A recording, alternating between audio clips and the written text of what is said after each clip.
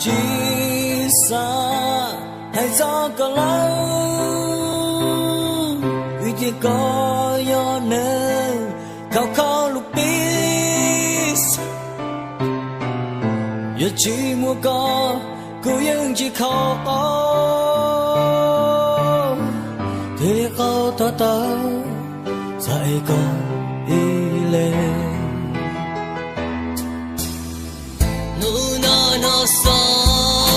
thì có mơ cả tên cú chỉ sa có lo cú hoa ye yêu thiệt có lo cú chân trái ly cho bỏ khâu và có nên nông khờ khờ ly ya ta và cú chạy chạy thì ôi xia được cụ cha,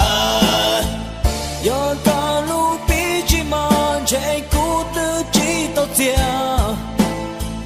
giờ ta đi say yêu xia uốn lúa lên đó, cho ta không biết, cho ta tìm gì, giờ yêu khâu khâu có sao.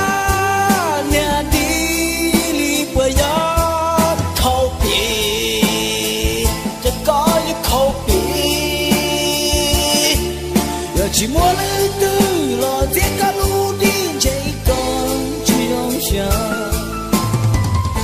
cô xa tiếc con lần trái khi mơ là ôi xia ba yêu du khen sư giờ chỉ tao tiếc cô yên chỉ tua giờ cô trẻ con trẻ cả một kén kén yêu cả trâu cũ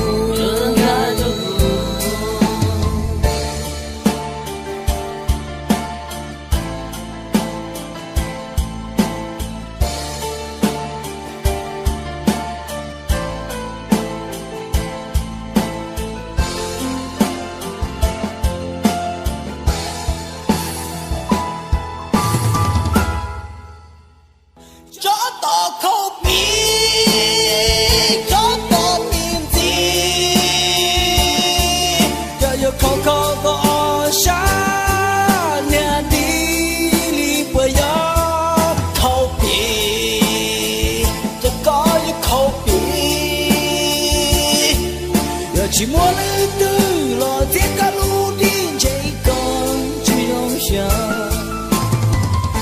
cô xa tiếc con lần trái khi mơ là ôi xia ba yêu du khen sư giờ chỉ tao tiếc cô yên